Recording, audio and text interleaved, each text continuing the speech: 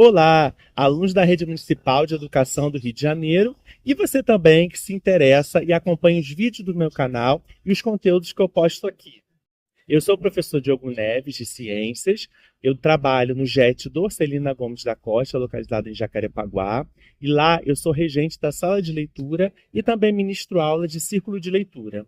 Este vídeo é uma continuação do vídeo anterior que foi postado em parceria com a professora Rosa Helena, em que nós gravamos lá em Uberlândia, Minas Gerais, dentro de um parque, e mostramos uma casa, uma réplica de uma casa de pau a pique, também chamada de casa de sapê.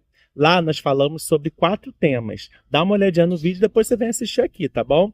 Os 4 temas foram a casa de pau a pique, o barbeiro, o tripanossomo e a doença de Chagas. Hoje eu vou apresentar para vocês, falar um pouco mais sobre os protozoários em geral. Bora conhecer! Conforme nós falamos com vocês, os protozoários são seres unicelulares, ou seja, formados por apenas uma célula, mas essa célula é bem maior do que de uma bactéria. Eles também são heterótrofos, ou seja, não podem produzir seu próprio alimento, se alimentam de outros seres, inclusive bactérias. E eles também são eucariontes, que é uma grande diferença das bactérias, porque o DNA deles está compartimentalizado por uma membrana, a carioteca.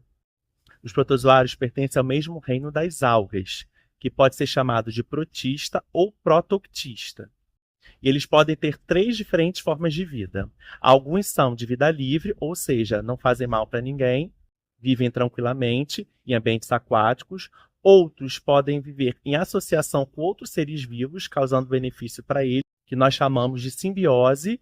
E o terceiro grupo podem ser de protozoários que a gente chama de parasitas, ou seja, causam doenças em outros seres vivos como nós, seres humanos. O maior exemplo de protista de vida livre é o paramécio, que está aparecendo aqui para vocês. Ele é o mais conhecido, mas os protozoários formam um grupo muito diversificado de seres. Talvez você não conheça, porque você deve ouvir falar mais dos parasitas, como por exemplo a ameba. Os protozoários são classificados de acordo com a forma de locomoção dele, e essa forma de locomoção é justamente a forma como eles utilizam para obter o seu alimento. Como exemplo desses 4 grupos de protozoários, nós temos. Primeiro são chamados de isópodes, que são os protozoários que emitem pseudópodes, que são prolongamentos da membrana deles. Como, por exemplo, nós temos a ameba. Esse prolongamento se faz e se desfaz conforme ele se locomove ou vai atrás de seu alimento para envolvê-lo. O segundo grupo são os protozoários chamados flagelados, que possuem os flagelos. Como exemplo, nós temos o tripanossomo, que possui apenas um flagelo, e também, outro exemplo, é a giardia, que possui vários flagelos. O terceiro grupo são dos protozoários ciliados, como o próprio nome já diz, a sua membrana plasmática é cheia de cílios. Como exemplo, nós temos o paramécio, que já foi falado. E o quarto grupo são chamados de protozoários esporozoários, que não possuem nenhuma forma específica de locomoção. E eles formam esporos, ou seja, estruturas de resistência que fica latente no corpo do seu hospedeiro. O maior exemplo desse tipo de protozoário é o plasmódio. Vocês lembram que no vídeo anterior eu falei para vocês que as casas de pau-a-pique, como essa daqui, possuem algumas frestas, alguns buraquinhos onde o barbeiro, que é um inseto, se esconde. E esse barbeiro é o transmissor do tripanossomo, que é o causador da doença de Chagas. Esses animais que são os transmissores nós chamamos de vetores, então é vetor dessa doença. Outras doenças também causadas pelos protozoários são a ameba causa amebíase e não tem vetor. A giardia causa giardíase. Nós temos também um protozoário flagelado que é o tricomonas. Ele causa a tricomoníase, que é uma doença que é transmitida através de relações sexuais. Dos ciliados não há nenhum protozoário que seja bastante conhecido que seja parasita. Agora, de esporozoário nós conhecemos 2, que é o plasmódio, que causa malária. A malária já é transmitida por um vetor, um mosquito chamado anófilis. E existe também uma doença que quem tem animal de estimação conhece bem, que é a toxoplasmose. A toxoplasmose é causada por um esporozoário chamado Toxoplasma. Agora, você já aprendeu que, além dos protozoários, existem outros seres vivos pertencentes a outros reinos de seres vivos que causam doenças no homem. Mas não é só os seres humanos que podem ser acometidos de doenças. Animais e plantas também.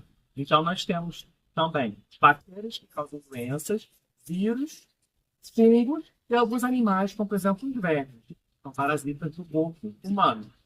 E o que nós devemos fazer para nos proteger dessas doenças em geral? Devemos ter hábito de higiene, lavar os alimentos antes de comer.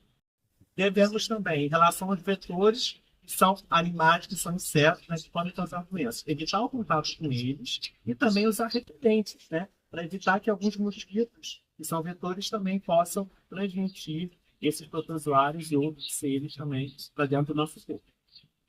Uma das formas de nos prevenirmos contra doenças causadas por parasitas é a vacinação, que existe de forma gratuita para nós desde que nós nascemos, porque são distribuídas para nos protegermos contra uma grande diversidade de vírus e bactérias. Em se tratando de protozoários, só existe uma vacina atualmente desenvolvida que é para nos protegermos contra a malária, que é uma doença que é endêmica no norte do Brasil. O que significa isso? Que ela ocorre de forma bastante recorrente, há vários casos de surtos de forma frequente nesse local específico do Brasil. Lembrando que a malária já foi endêmica aqui do Rio de Janeiro, no final do século XIX e início do século XX. Embora atualmente, quando falamos de protozoários, a vacina contra a malária seja a única que tenha sido desenvolvida, existem diversas pesquisas científicas realizadas nesse momento para gerar vacinas contra os outros protozoários. Como exemplo de pesquisas relacionadas com vacinas, eu posso citar o caso da doença leishmaniose, que é causada por um protozoário chamado Leishmania e é do grupo dos flagelados. Essa doença, inclusive, é endêmica aqui do Rio de Janeiro e possui um vetor, que, por incrível que pareça, também é um mosquito. De qualquer jeito, a forma mais eficaz de nos protegermos contra essas doenças é o controle e o combate dos vetores, que na maioria das vezes são insetos, e também o tratamento de animais quando estão infectados por alguns tipos de doenças que podem ser transmitidas também para nós através de vetores.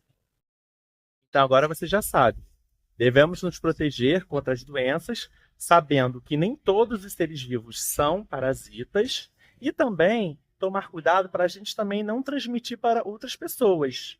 No caso da doença de Chagas, evitar também contato com esse tipo de casa, que a gente sabe que ainda existe, conforme a professora Rosa falou, mas devemos estar sempre atentos para o aparecimento dos vetores.